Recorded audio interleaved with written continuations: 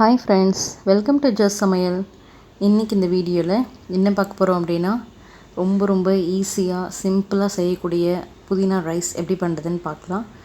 ரொம்ப சிம்பிளாக செஞ்சிடலாம், ரொம்ப டேஸ்டியாக இருக்கும். ஸோ இது பார்த்திங்கன்னா எங்கள் வீட்டில் வளர்ந்துருக்கு, புதினா செடி நட்டு வச்சுருக்கோம். ஸோ சூப்பராக நல்லா செழிப்பாக வளர்ந்துருக்கு பாருங்கள். ஸோ மார்னிங் அதுக்கு தண்ணி ஊற்றிட்டுருக்கேன். எவ்வளோ செழிப்பாக இருக்குது பாருங்கள். புதினா செடி வைக்கிறது ரொம்ப ஈஸி தான். நம்ம மார்க்கெட்லேருந்து புதினா வாங்கிட்டு வரோம் இல்லையா, ஸோ அதை லீஃப்லாம் கட் பண்ணிவிட்டு அந்த ஸ்டெம் மட்டும் இதில் வச்சாலே போதும், டக்குன்னு புதினா வந்துடும். ஸோ நீங்களும் புதினா செடி வைக்கணும் ஆசைப்பட்டிங்கன்னா இந்த மாதிரி ட்ரை பண்ணி பாருங்கள். ஸோ வாங்க ஃப்ரெண்ட்ஸ், வீடியோக்குள்ளே போய் புதினா சாதம் எப்படி ரொம்ப சிம்பிளாக ரெடி பண்ணலாம் அப்படின்றத பார்க்கலாம்.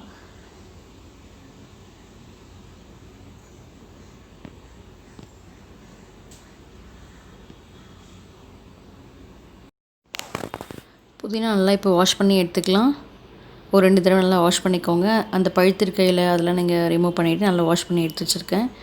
இப்போ பாருங்கள், கொஞ்சமாக கொத்தமல்லியும் ஆட் பண்ணிக்கலாம், நல்லா வாசமாக இருக்கும். ஸோ சும்மா ஒரு ஹாஃப் கைப்பிடி அளவு ஆட் பண்ணால் கூட போதும். மற்ற எல்லாமே புதினா. ஸோ இன்றைக்கி நான் ஒரு கட்டு புதினா எடுத்திருக்கேன். அதுக்கப்புறம் பார்த்திங்கன்னா 2 க்ரீன் சில்லி, 2 பச்சை மிளகாய் எடுத்திருக்கேன். அப்புறம் இஞ்சி தேவையான அளவு எடுத்திருக்கேன். ஒரு 4 குட்டி பீஸ், ஒரு 4 பீஸ் எடுத்து வச்சுருக்கேன். ஸோ இது எல்லாமே வந்து மிக்ஸி ஜாரில் போட்டு நம்ம பேஸ்ட் மாதிரி நல்லா ஃபைன் பேஸ்ட்டாக அரைச்சிக்கலாம். கொத்தமல்லி கொஞ்சமாக ஆட் பண்ணிக்கோங்க, ஏன்னா அது ஃப்ளேவர் வந்து ரொம்ப அதிகமாக இருக்கும் இல்லையா. ஸோ அதனால் புதினா தான் ரொம்ப அதிகமாக இருக்கணும். கொத்தமல்லி நீங்கள் ஆட் பண்ணலனாலும் பரவாயில்ல.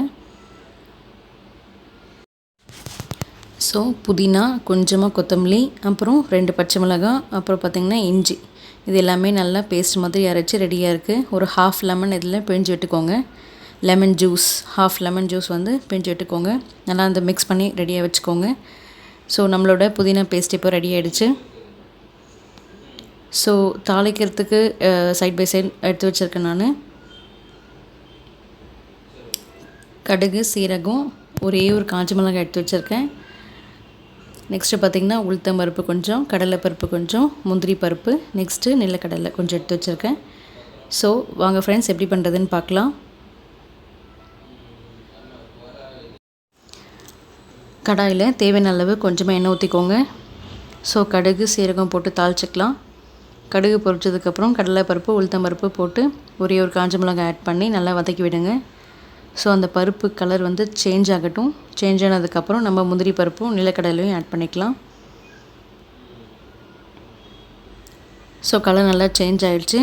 இப்போ வந்து இந்த நிலக்கடலையும் இந்த கேஷ்நட்டும் ஆட் பண்ணி இதுவும் நல்ல கலர் சேஞ்ச் ஆகிற வரைக்கும் நல்லா ஃப்ரை பண்ணி விட்டுக்கோங்க. இப்போ பாருங்கள், நல்லா ப்ரௌன் கலரில் வந்துடுச்சு. ஸோ இப்போ நம்ம அரைச்சி வச்சோம் இல்லையா புதினா பேஸ்ட், அதை ஆட் பண்ணிக்கோங்க. ஸோ இதுலேயே அந்த மிக்ஸி ஜார்லேயே இன்னும் கொஞ்சம் தண்ணி ஆட் பண்ணி அதையும் வந்து கலக்கி இதில் ஊற்றிக்கோங்க. ஊற்றிட்டு நல்லா மிக்ஸ் பண்ணி விடுங்க. இது வந்து தண்ணி நல்லா சுண்டி வரணும். ஸோ நல்லா கொதிக்க விடுங்க. அந்த பச்சை ஸ்மெல், புதினாவோட பச்சை வாசனைலாம் போகணும்.